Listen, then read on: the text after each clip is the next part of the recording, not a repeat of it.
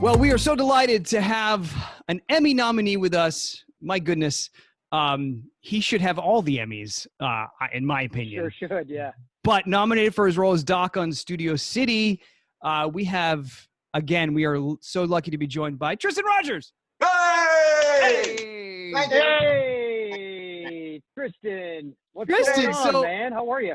I'm great. Well, I'm as great as I can be under the circumstances. Let's put it that way. Yeah, for sure. Sure. Yeah.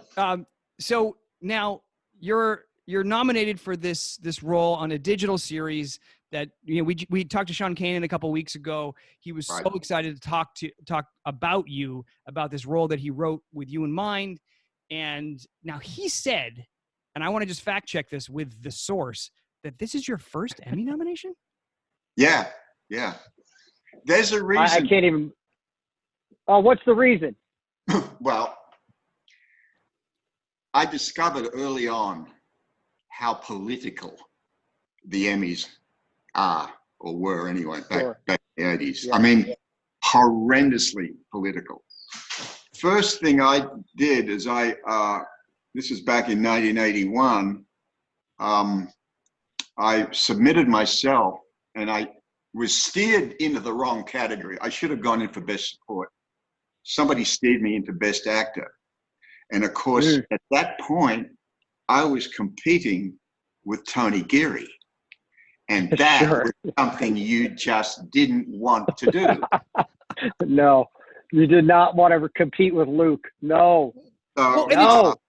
And there was a possibility that I could have really competed with him. Anyway, Gloria steered me in another direction, and forget it. I said after that, that's it. I'm not going to enter anymore, and I didn't. Well, and that's always the interesting thing, right? Like, people assume, you know, I think fans of the show assume that, it's automatic that if you're on the show, you're eligible, and therefore you're submitted, and therefore you should be a part of in the contest. But that's the thing. A lot of times people don't submit themselves. And if you don't submit yourself, regardless of what kind of year you have, you're not going to be nominated. So that's always an interesting thing to point out.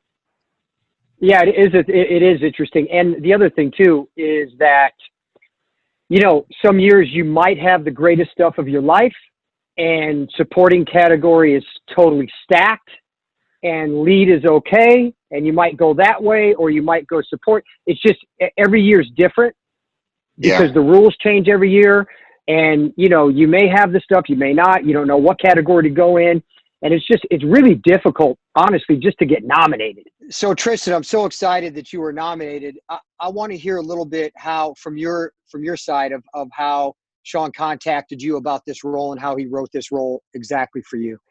Well, it was never written the way it actually finished up. Does that always happen that way? Surprise. It came up about 4 years ago. And he said he was messing around with this idea. And at that point, I believe it was called The Bubble. And we kind of talked about it. And I said, well, when you've got something going, get back to me. So I kind of dismissed it. I mean, you know as well as I do, you come across these things like, 3 a week. And how many of them actually happen? Well, hardly ever. So time goes by, and he comes up to me. He's got a sheet of paper, and he said, "This is the character that I see you as." And I read it, and I thought, "This is really good. I really like this." Not only that, I said, "You've kind of captured the tone, the vibe of the guy." And I said, "That's not always easy." And he said, "Yeah. Okay." End of discussion. Another 12 months goes by. And finally, I get a call, and it's like, well, tomorrow when you turn up for shooting, you had to bring some clothes. And I said, wait. I said, turn up for shooting tomorrow? He said, yeah. I said, I got to bring my own wardrobe? Yeah, we just need, the character's pretty loose. Okay. Well, pardon me for interrupting, but what about a script? Oh, you'll get that tomorrow. You mean when I walk onto the set, I'll get the script? Yeah. I said, oh. Wow. So it's like soap rules. Hell yeah. It's like, I said, this seems like a General Hospital storyline here.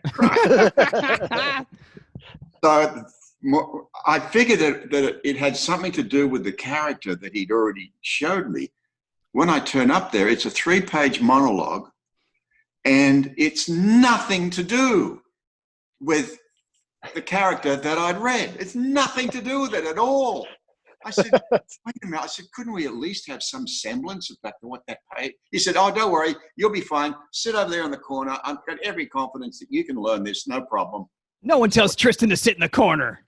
Yeah, so I did. And, the character turns out to be a cancer victim, and he's an accomplished doctor who has voluntarily disbarred himself because of a mistake that he made that only he knew about. Nobody else knew about it. That's great. So that's the rest of it is what's on film, tape. Wow. And that's how it came about.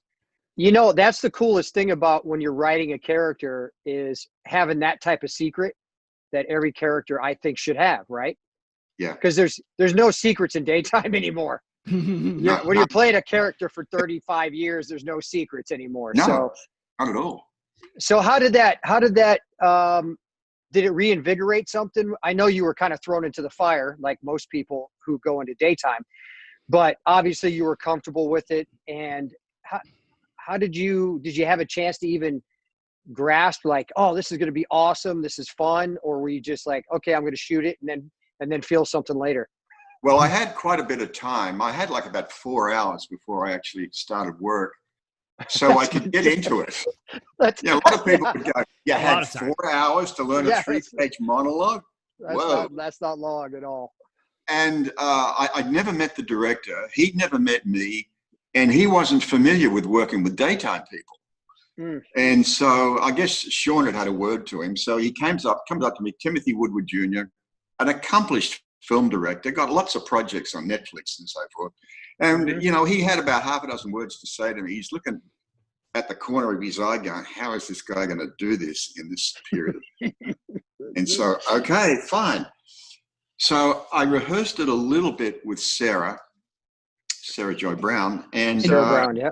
Yeah. The scene was just with her? It was just the two of you? To begin with, there was a much longer scene with Sean later on, but I wasn't worried about working with him. And so we did it, and so we get called out, and as soon as I walked onto the set, I knew there was something different about this show. To start with, the lighting was just background lighting from the city and fairy lights and a candle, and that's it. Wow. No 10Ks, none of this fancy stuff that we're used to.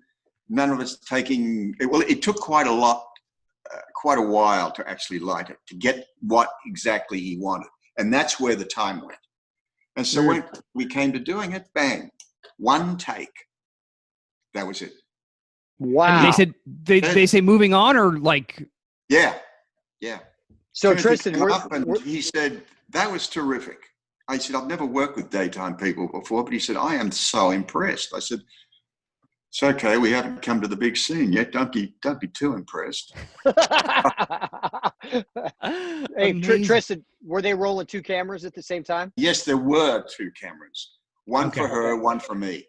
Oh, great. Sure. Oh, wow. You guys shot that. Okay, cool. Yeah, so that's and it was just we were on like the 35th floor of this building downtown, and there was the background lighting was just wonderful. It was just had so much atmosphere. And, it's just the two of us in a fairly emotional scene. And that's what it was. Boom. That's and great. One take. Thank you. Moving on. And that's how it was for all of it. Yeah. Wow. And Sarah, that's a great scene partner. Sarah's awesome. Oh, she was great. She was the first time I've ever worked with her. Really? Yeah, it's interesting. It was a really good experience. Yeah, that's exciting. She's energized. Everybody underestimates us. They do. Hollywood underestimates daytime people. Yeah. But we can get out there and do more with less than anybody else in the business. Tristan, you've been involved in a lot of streaming projects, Venice, the series, The Bay, and you've been a big proponent of the evolution of storytelling into that medium. And now, seeing what you saw in Venice, seeing what you saw in The Bay, and now experiencing Studio City, do you feel an evolution? Oh, absolutely.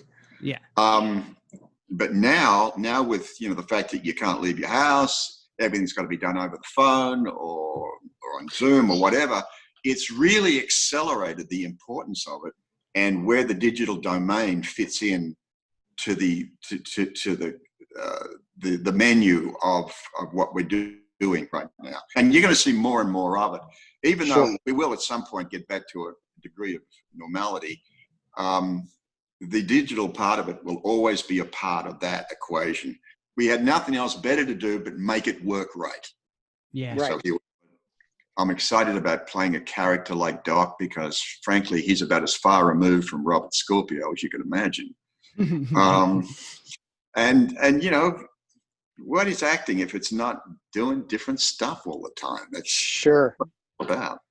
Well, maybe it's twofold because we talk about playing the characters on a long form series like General Hospital, playing a character like Robert Scorpio. So like extending a character that you had such a great time playing in the short term, does extending that longer make it feel different? Or do you almost like, does it change the experience of, because most actors go hop from project to project. And yes, if you get lucky, you end up on a series that lasts 8 years on primetime, or for us, a soap that lasts 40 years. But there is something beautiful about that one-off that like I played that character, I took that character on that arc, and that was amazing. And then when it gets extended, it's different. Do you know what I mean? Yeah. For me personally, it's being given the opportunity to do something different and making it work. Yeah. And looking back at the end of the day and saying to yourself, and you really say it to yourself, I nailed that. Boy, I got that character just right. I brought something out that worked and gives the character a vibe and a sense of depth that goes a little bit beyond the script.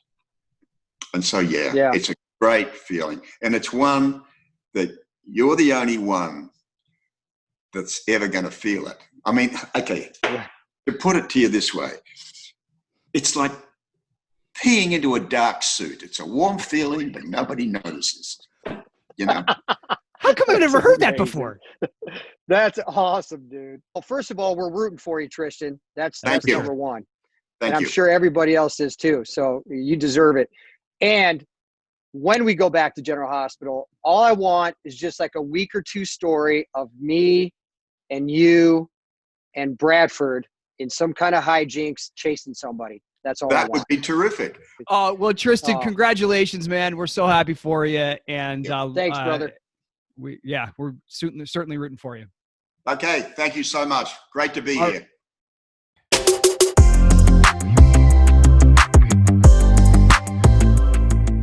Hey guys, it's Stephen Bradford from General Hospital. We have an exciting new way to get you backstage at General Hospital, on our comedy tours, and in our real lives. Exclusive content and a lot of access. Go to stonecoldandthejackal.com to check it out.